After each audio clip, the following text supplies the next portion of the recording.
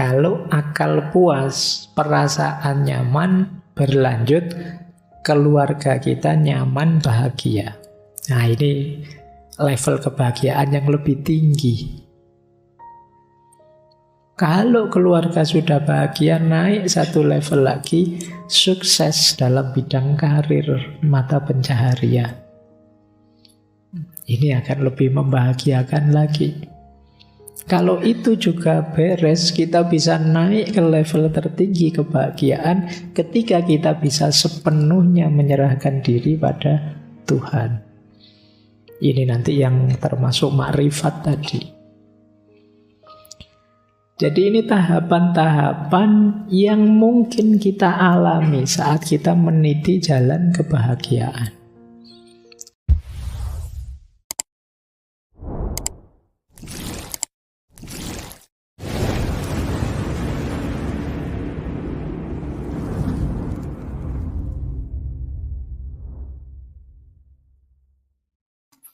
Assalamualaikum warahmatullahi wabarakatuh. Bismillah, mari kita lanjut lagi belajar kita, ngaji kita. Jadi intinya ngaji filsafat itu ya ngaji, kita belajar ya. Segala yang di luar itu bonus. Jadi bonus itu ada, alhamdulillah, tidak ada ya, tidak masalah. Bahkan termasuk pemahaman kita, kepandaian kita, itu ya anugerah sebenarnya, bonus. Karena yang bisa kita lakukan hanya belajarnya. Maka ayo kita mulai ya, nawaitunya belajar. Baik, kita mulai nggih. Untuk bisa bahagia, ya seluruh komponen diri kita kan juga harus bahagia. Diawali dari mana saja itu level kepuasannya seseorang dan level kebahagiaannya. Bahagia itu yang harus puas duluan kalau pakai tabel ini yaitu akalnya. Akal kita bisa menerima, lega, tuntas, itu kita bahagia sudah. Tapi kalau pikiran kita masih ganjel, saya masih ragu-ragu ini Pak, itu belum. Yang paling awal kita harus memuaskan pikiran kita. Jadi kebahagiaan paling awal itu. Kalau pikiran kita sudah puas, naik lagi satu level perasaan kita. Rasanya nyaman. Jadi akalnya karena puas dia diam, perasaannya kemudian merasa nyaman. Ini dua yang awal itu sisi batin. Kebahagiaan. Jadi ada kebahagiaan level akal, ada kebahagiaan level perasaan. Kata Hamka, dua yang pertama ini individual. Tapi nanti bisa naik satu level lagi, kebahagiaan level sosial. Diawali dari level sosial yang paling kecil, rumah tangga. Kalau akal puas, perasaan nyaman, berlanjut, keluarga kita nyaman, bahagia. Nah, ini level kebahagiaan yang lebih tinggi. Kalau keluarga sudah bahagia, naik satu level lagi, sukses dalam bidang karir, mata pencaharian. Ini akan lebih membahagiakan lagi. Kalau itu juga beres, kita bisa naik ke level tertinggi kebahagiaan ketika kita bisa sepenuhnya menyerahkan diri pada Tuhan. Ini nanti yang termasuk makrifat tadi. Jadi ini tahapan-tahapan yang mungkin kita alami saat kita meniti jalan kebahagiaan. Yang lebih atas mengandung bawahnya, tapi yang bawah tidak punya atasnya. Kalau kita nyaman di perasaan, biasanya akalnya sudah beres. Kalau akal masih cerewet, tidak puas, perasaan kita juga masih goyang. Kalau kita beres di rumah tangga, keluarga, biasanya ya perasaannya sudah enak, akalnya sudah jinak.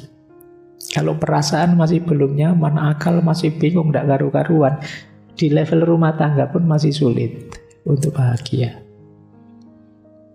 Jadi kalau sudah di atas punya bawahnya, tapi kalau di bawah tidak mesti punya atasnya. Rumah tangga nyaman, aman, tentram, tapi belum jaminan karir, mata pencaharian beres.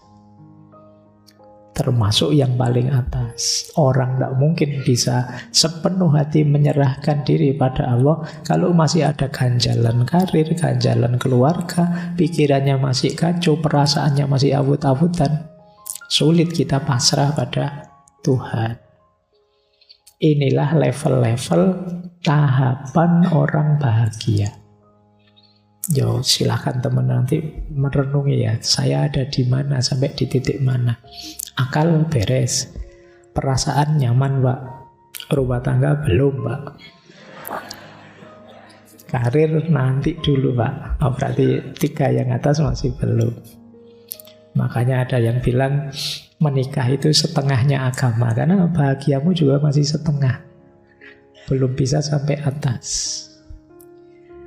Makanya tidak boleh ada yang niat tidak nikah ya. Kalau kamu niat tidak nikah ya sampai akhir hayat bahagiamu setengah. Ada setengahnya lagi, 3 yang atas itu kan tidak terpenuhi kamu. Baik, kita lanjutkan.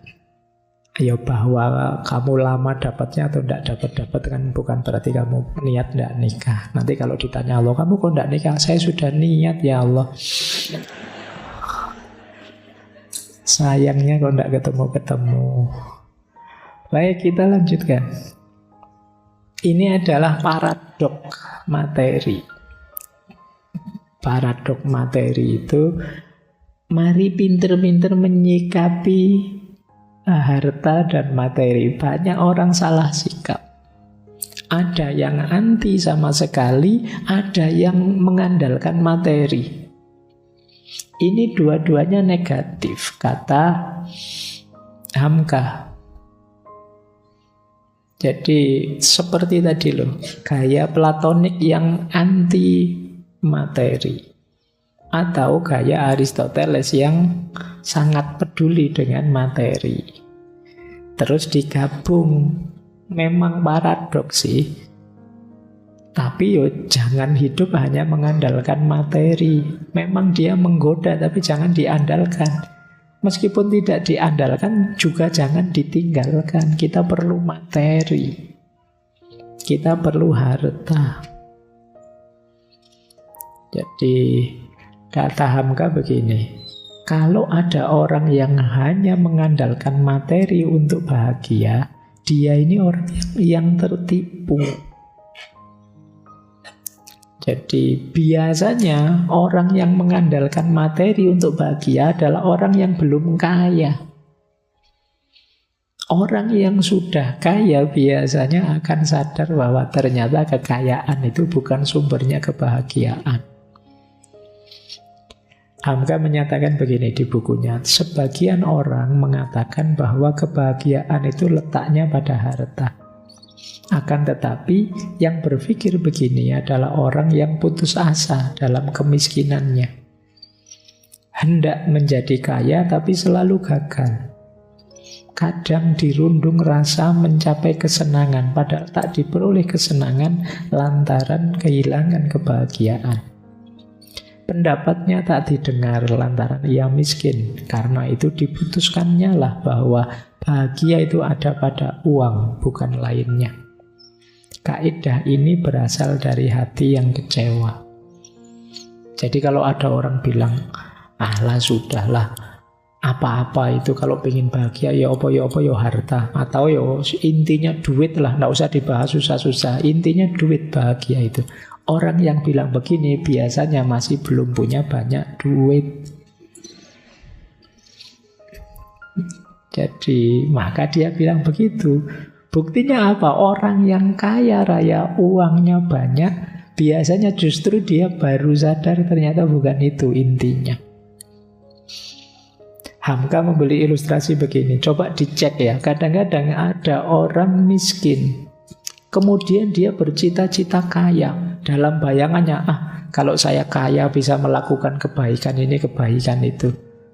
Ternyata begitu kaya beneran, tidak jadi kebaikan ini, kebaikan itu. Dia malah jadi sombong, jadi pelit. Itu juga ada kalimat, itu bukan dari saya loh ya, dari beliau. Ada negarawan yang ketika jadi anggota parlemen berjanji akan menolak segala kezaliman. Tapi setelah jadi presiden atau perdana menteri, justru dia sendiri yang menzalimi rakyatnya. Jadi banyak orang yang kalau belum sukses bayangannya luar biasa, tapi begitu sukses beneran, yang ada di bayangan yang baik-baik tadi tidak jalan. Termasuk orang kaya tadi. Teman-teman mungkin lihat kasus ini, kok saya kaya tak sumbang itu, semua uang saya tak kasih. Gayamu kan ngono, karena kamu tidak kaya. Besok kamu kaya beneran, tidak jaminan kamu seperti yang kamu bayangkan tadi. Ini yang disebut kekayaan itu sering menipu.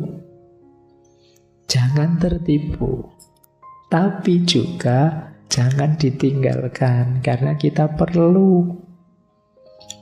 Ada kalimat begini dari Hamka. Sekian lamanya umat Islam membenci dunia, ini mengkritik kita. Tidak menggunakan kesempatan sebagaimana yang lain. Lantaran itu mereka jadi lemah. Akan berkorban, tidak ada yang dikorbankan. Karena harta benda dunia telah dibenci. Akan berzakat, tidak ada yang dizakatkan karena mencari harta dikutuk. Orang lain maju dalam lapangan penghidupan, mereka mundur. Dan bila ada yang berusaha mencari harta benda, mereka dikatakan telah jadi budaknya dunia atau orang dunia. Kita sering begitu. Kalau ada orang kaya dicurigai. Ada orang berusaha keras untuk mendapat penghasilan, wah, kamu kok mikir dunia saja. Kita sering mengkritik begitu. Hidup ini yo akhirat.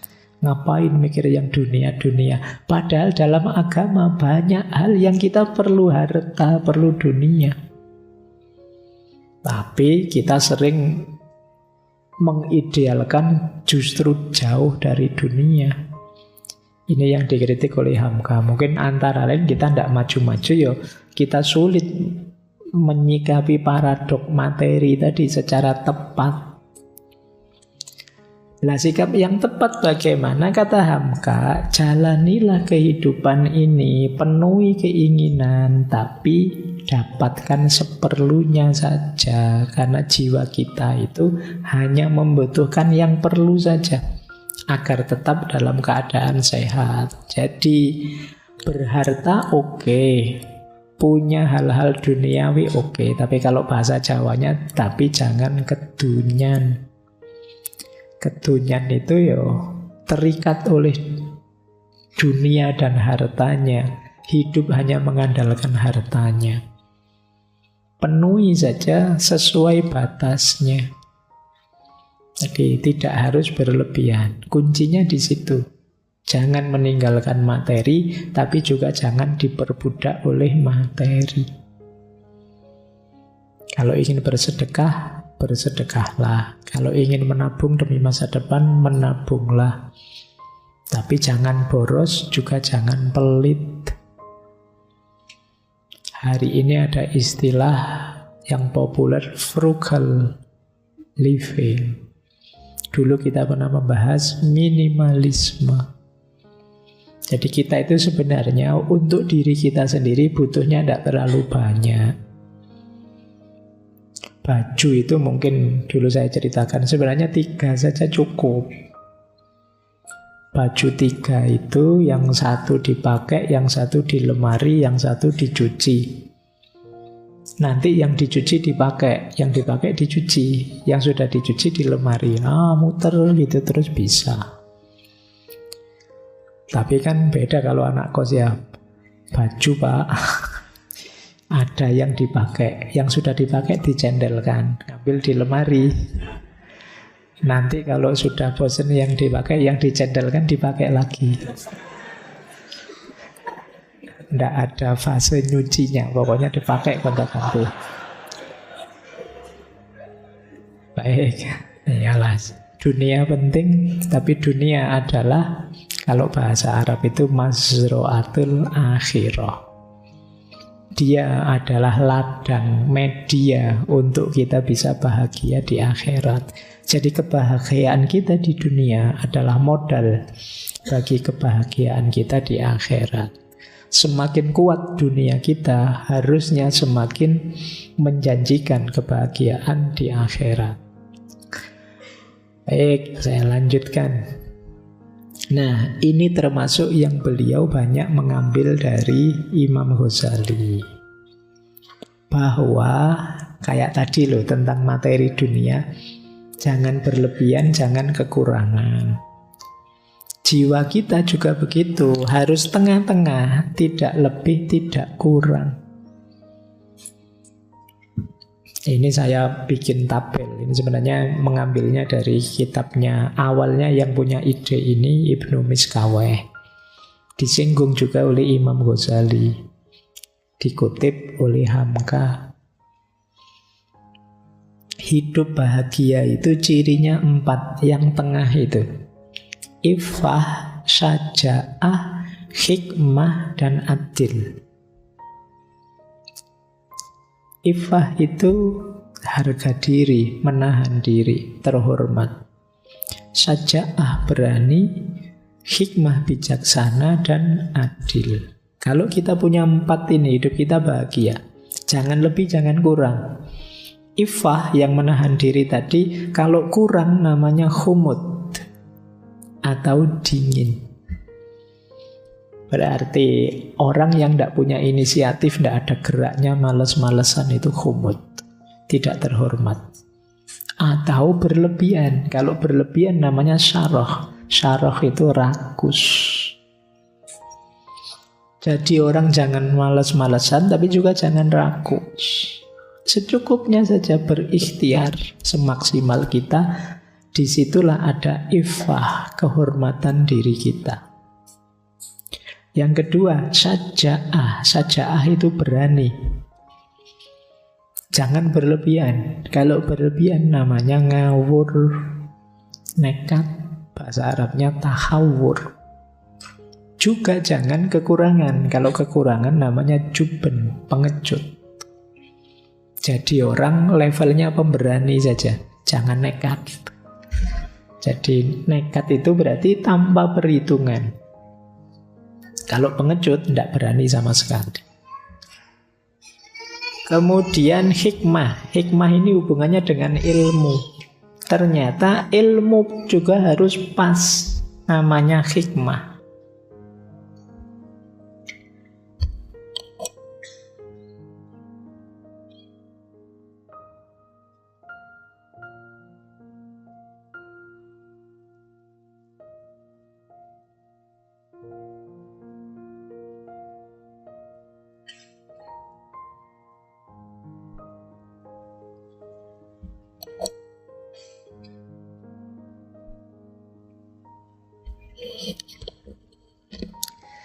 Oke, baik. Dilanjutkan lagi. Suaranya hilang lagi. Jadi ilmu itu harus pas. Berlebihan jelek. Namanya safah. Lancang istilahnya. Jadi seperti hari ini itu kan ada banjir informasi macam-macam. Kalau kita tidak bisa memfilter, banyak ilmu yang tidak ada gunanya. Itu yang disebut safa. Boleh dicek di kepala kita, mungkin ada banyak informasi-informasi yang apa iya saya harus tahu itu.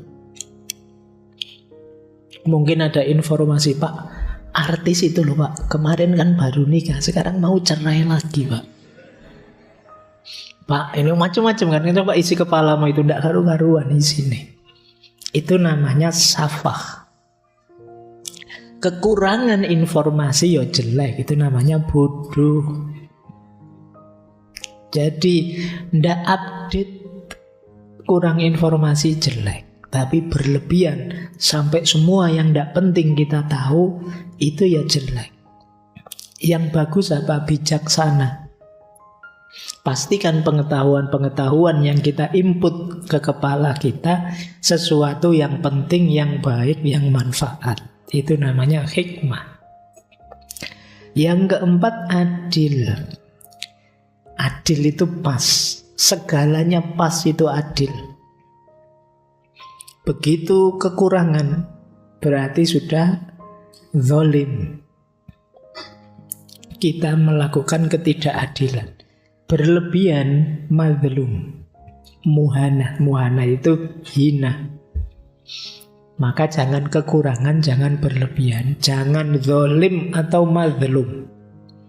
Zalim itu jelek. Kalau zalim jelas jelek. Mazlum juga jelek. Apa ada Pak orang yang sikap mentalnya mazlum? Banyak. Orang mazlum itu kan orang yang merelakan dirinya dijajah, dizolimi. Itu jelek. Kita tetap harus ada di titik adil. Kan banyak kadang-kadang kita itu pakai sudut pandang. Misalnya ada teman kita mencaci maki kita, ngomong jelek-jelek tentang kita, terus kita begini, biar saja dia ngomong jelek-jelek, nanti dia dapat dosa, nanti pahalanya dia dikasih saya, terus dosaku dikasih ke dia. Pokoknya kita perhitungan lebih untung aku kok, biar saja dia dosa terus, tambah banyak dia ngomong jelek, tambah itu.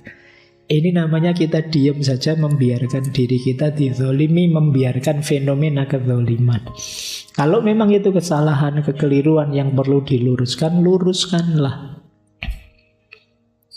Ingatkan semampu kita. Man ra'a minkum munkarun falyughayyirhu biyadihi, kalau bisa.